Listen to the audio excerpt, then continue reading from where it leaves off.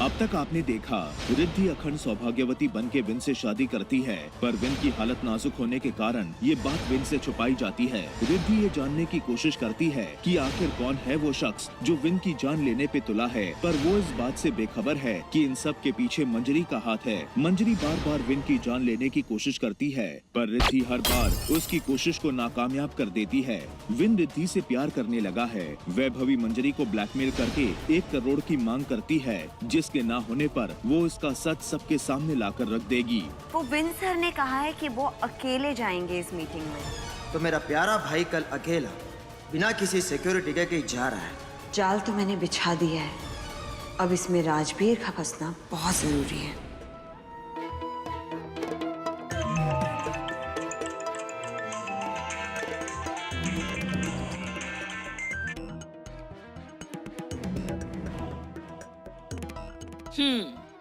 बोल वैभवी। 1 करोड़ तैयार है? तू ना बड़ी ही भूली और नादान है। अब देखना, इस 1 करोड़ का तू करेगी तो क्या करेगी, क्योंकि जहां तू जा रही है वहां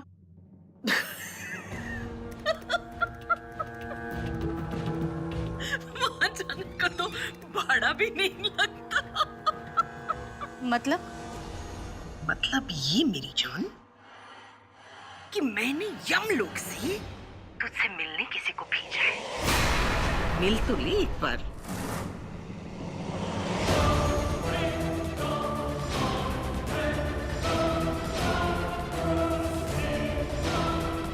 काय झालं वैभवी?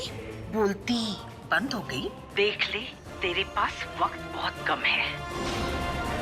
ये आपने अच्छा नहीं किया।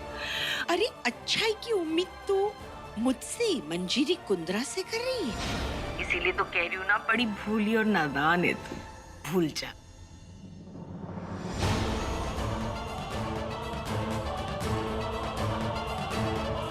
यहाँ पे तो कोई भी नहीं है।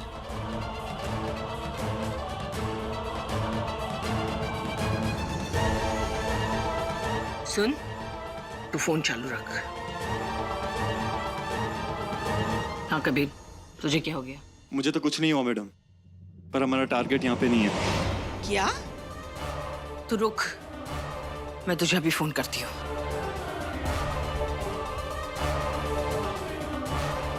वैभवी, क्या हुआ? हंसी गायब हो गई? वैसे एक बात बोलूं, तूने जिस किसी को भी मुझे मारने के लिए भेजा ना, अच्छा नहीं किया। वैभवी, वैभवी, तू भी ना मेरे मजाक को सच समझ बैठी ना। मैं तुझे क्यों मरवाऊंगी? हाँ, अगर ये मजाक था तो बहुत ही बुरा और बहुत ही भद्दा मजाक था, और मैं तुम्हें इस मजाक का जवाब बहुत अच्छे से दूंगी। तू सोच भी नहीं सकती कि मैं क्या करने वाली हूँ। बस तू मेरे 1 करोड़ रुपए तैयार रखना, समझी?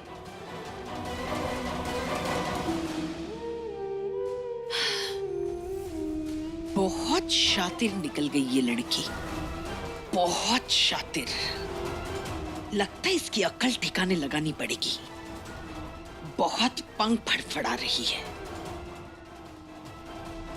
बापा, तू भी ना, कब से कह रही हूँ विनायक को बुला ले अपने पास, बुला ले अपने पास, लेकिन तू है कि बुलाने का नाम ही नहीं ले रहे।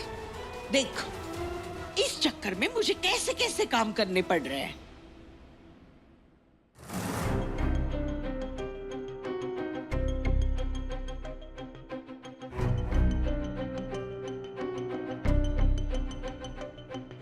लाने में इतनी देर क्यों लगा दी? बेवकूफ।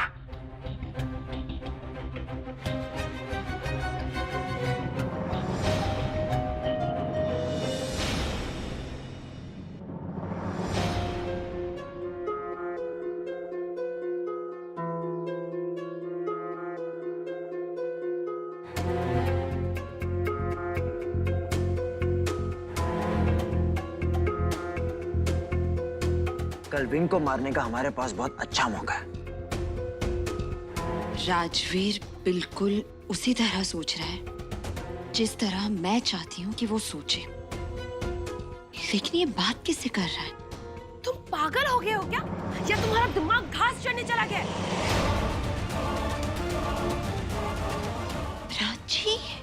राजवीर, मेरी बात को समझो। पिछली बार जब हमने विन का एक्सीडेंट करवाया था ना, तो उसके पीछे कोई पुलिस नहीं थी, लेकिन इस बार इस केस के पीछे पूरी पुलिस फोर्स लगी हुई है। और वो कमिश्नर एक चुटकी में पता कर लेगा कि हम उसको मारने की साजिश कर रहे हैं। तुम समझ रहे हो ना? उसके बाद हमारा क्या होगा, ये मुझे तुम्हें बताने की जरूरत तो है नहीं। प्राची मेरी अपनी बहन विन को नुकसान पहुंचाने में शामिल है। छी प्राची, पैसों की लालच में तो इतनी गिर गई कि तू वीनू की जान लेने पर उतर आई। मुझे तो यकीन नहीं हो रहा है प्राची कि तू मेरी ही बहन है। ओए बेवकूफ, कब समझोगी तुम? हाँ, कल विन के आसपास कोई भी सिक्योरिटी नहीं है। कल विन शाम 4 बजे ना एक मीटिंग के लिए जा रहा है, और वो भी एकदम अकेला। मीटिंग के लिए वो जा तो जरूर रहा है, लेकिन पहुंचेगा शमशान घाट। एक बार फिर से सोच लो राजवीर, मुझे इस बार बहुत डर लग रहा है। और अगर हम इस बार फंस गए तो? और गौरी भाभी भी तो हमारे साथ है ना।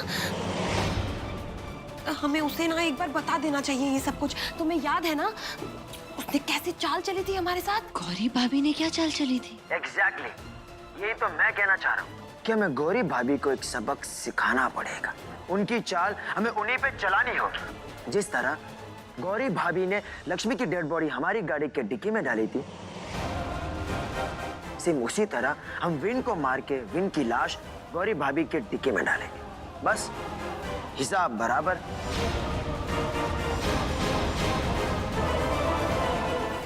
गौरी भाभी ने लक्ष्मी को मारा था? बस कल तुम कैसे भी करके ना, तुम गौरी भाभी को अपनी ये चिकनी चुपड़ी सी बातों में बहलाकर यहाँ साथ ले आना। बाकी का प्लान मैं बना लूंगा, ठीक है? पक्का ना? हम इस बार पकड़े तो नहीं जाएंगे? 250 करोड़ चाहिए? चाहिए ना, बहुत जोर से चाहिए। जोर से चाहिए? बाथरूम है, जाके आओ। कम ऑन राजवीर, अब 250 करोड़ के लिए इतना तो रिस्क उठाना पड़ेगा ना जानू।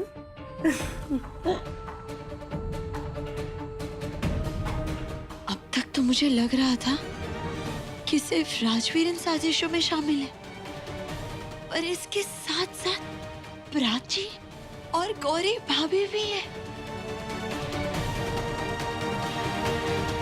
कल शाम को मेरा वीनू तो कहीं नहीं जाएगा, लेकिन तुम तीनों को मैं वहां तो पहुंचा कर रहूंगी जहां तुम तीनों अपने सारे गुनाह कबूल करोगे।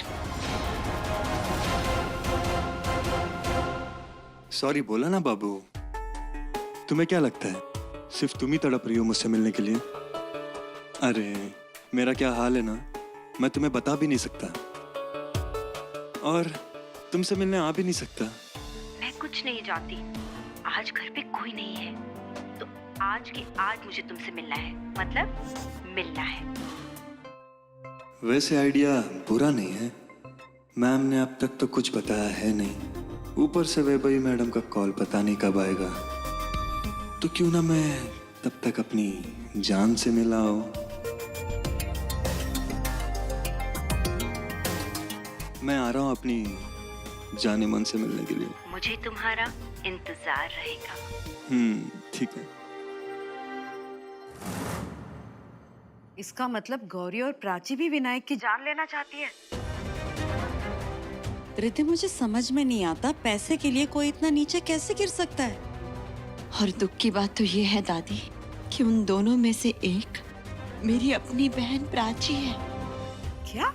एक तरफ ये दोनों और दूसरी तरफ बेचारी मंजरी मौशी दिन रात इनकी चिंता में लगी रहती हैं। बच्चे अपना ख्याल रखना। मैं समझ सकती हूँ इस वक्त तुझ पे क्या बीत रही होगी। देख, हमें इस वक्त ना सिर्फ राजवीर से उसके गुनाह कबूल करवाने। नहीं दादी, इस सब में सिर्फ राजवीर अकेला नहीं है।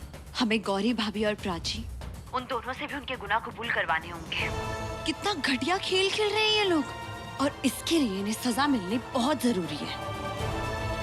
दादी, आप मेरी बात ध्यान से सुनिए, हमें करना क्या होगा? रिद्धि मैडम, आप तो बस लोगों को ऑर्डर देती रहिए। जी दादी, मैं आपसे ना बाद में बात करती हूँ।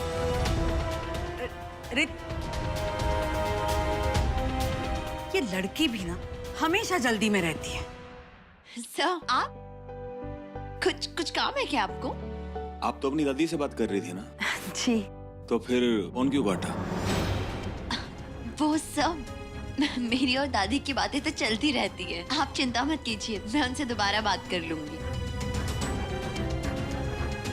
अच्छा, ये बताइए कि प्रतिमा जी है कहाँ आजकल?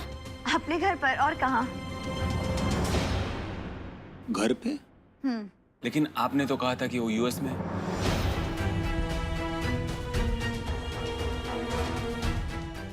जी वही तो मैं कह रही हूँ, वो यूएस में जो उनका घर है ना, उस वाले घर में। ओह, अच्छा। आप खड़ी क्यों हैं? बैठिए ना। No sir, I am okay. बैठिए ना। तो सर क्या कह रहे थे आप? बहुत जल्दी में लग रही हैं। जी सर, एक्चुअली आज बहुत सारे काम है ना, इसलिए। चलिए, इतना काम है तो मैं एक बार फिर से आपका पर्सनल असिस्टेंट बनने के लिए तैयार हूँ। सर वो एक्चुअली मेरा जो काम है वो काम वाला काम नहीं है, मेरा पर्सनल काम है। आई मीन काम ही है, लेकिन वो आपका काम नहीं है, वो मेरा काम है, मेरा पर्सनल काम है। वैसे मैं आपसे एक बात पूछूं? जी। हमारे अलावा आपका क्या पर्सनल काम हो सकता है? मेरा मतलब है कि इतना तो हक बनता है कि मैं आपको जान सकूं, आपके परिवार को जान सकूं, आपकी दादी को जान सकूं।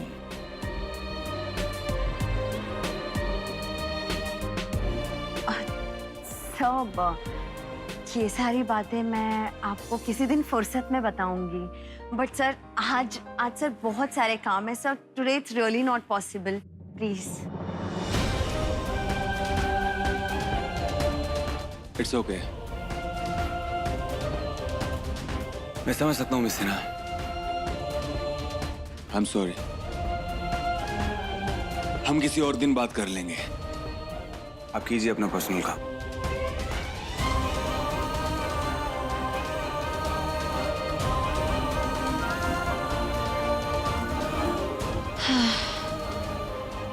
इतना अच्छा मौका था मेरे पास वीनू के साथ बैठकर बातें करने का, उसके साथ वक्त बिताने का, लेकिन इस वक्त मेरे लिए ये काम सबसे ज्यादा जरूरी है। रिद्धि, तूने फिर से मेरा फोन बीच में ही काट दिया। क्या बात है बच्चे, सब ठीक तो है ना वहाँ? दादी वो वीनू आ गया था। अच्छा ठीक है, मैं तुझे बाद में फोन करती हूँ। हाँ? नहीं दादी, इस वक्त मेरे लिए वीनू की जान की हिफाजत के अलावा कोई और काम जरूरी नहीं है, यहाँ तक कि वीनू का साथ भी नहीं। अब मेरी बात आप ध्यान से सुनिए। हाँ बेटा बोल।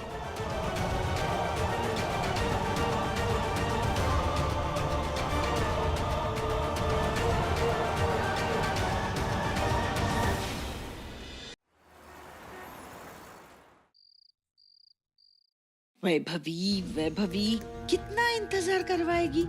हाँ, कब करेगी तू मुझे कॉल? अब तो तेरे 12 घंटे भी खत्म हो चुके हैं।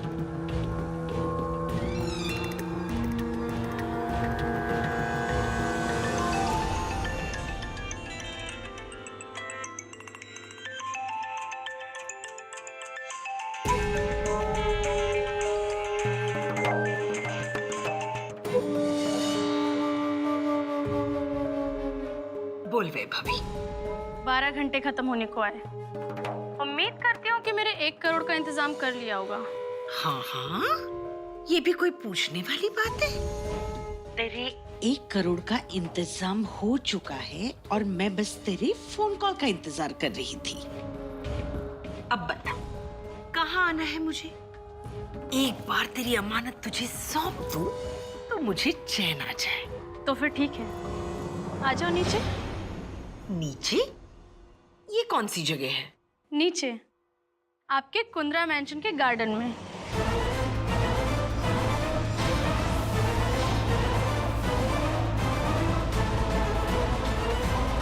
अगर भाई, ये वेड़ी मेरे घर में घुस गई है। अगर किसी ने देख लिया तो?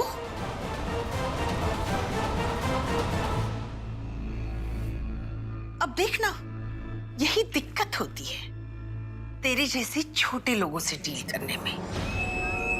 मुंह उठाया और चली आई। एक बार सोचा होता शेर की मांड में कदम रखने से पहले। अब कौन शिकार है और कौन शिकारी, ये तो वक्त ही बताएगा। अब आप यहाँ नीचे आ रही हैं या फिर मैं ऊपर आऊं? ना ना ना ना, तू रुक वहीं पर, मैं अभी आई।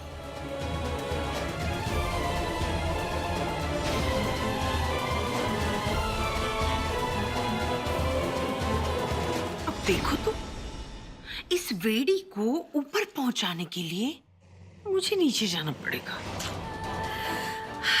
पापा, इतना काम नहीं होता रे मेरे से, समझ लगा?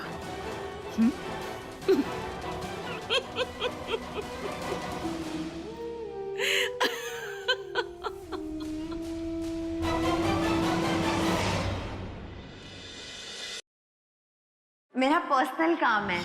आई मीन काम ही है, लेकिन वो आपका काम नहीं है, वो मेरा काम है।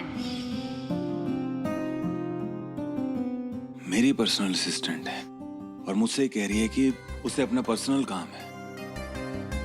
ये क्या बात हुई? और वैसे उसकी पर्सनल लाइफ में तो सिर्फ उसकी दादी है।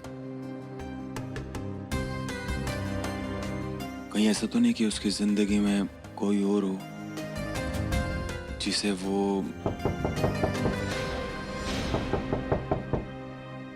ये क्या मुसीबत है? अब कौन आ गया परेशान करने? कौन है?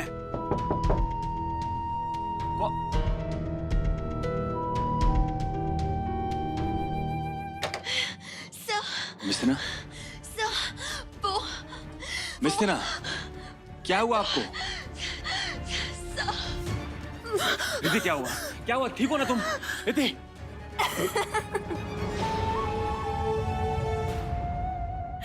देखा, आखिर आप मिस सिन्हा से रिद्धि पर वापस आ ही गए।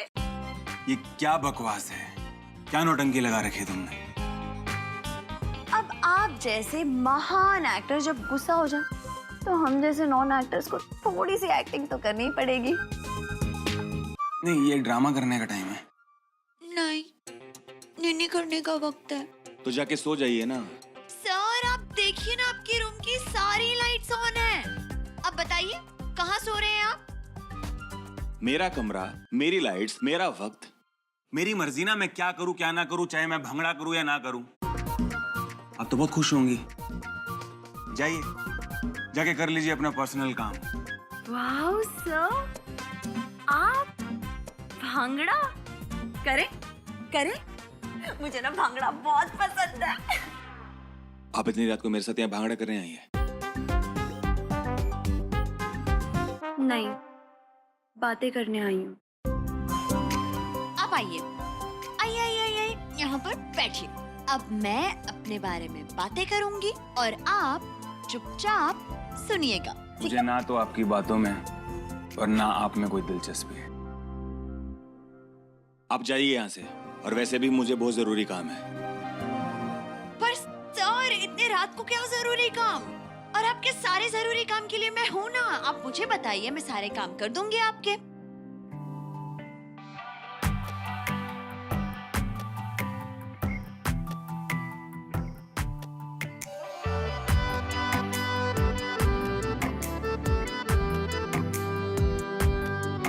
सानू एक पल चैन ना आवे, सानू एक पल चैन ना आवे, सजना तेरे बिना, सजना तेरे बिना, सजना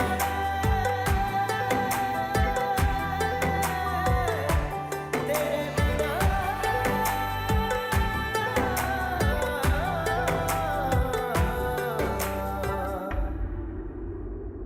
वो क्या है ना कि मेरा कुछ पर्सनल काम है, और उस पर्सनल काम में आपकी कोई जरूरत नहीं है।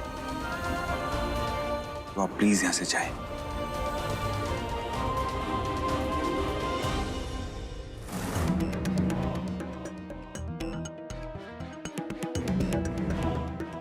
कैसी है तू? ये क्या नया ड्रामा है? अरे तेरी सास तो नहीं बन सकी, लेकिन माँ जैसी तो हूँ ना। अब इतने दिनों बाद तुझे देखा तो मेरी आंखें भर आई। तू इसे ड्रामेबाजी कह रही है? हाँ, आ गले तो लग जा। आ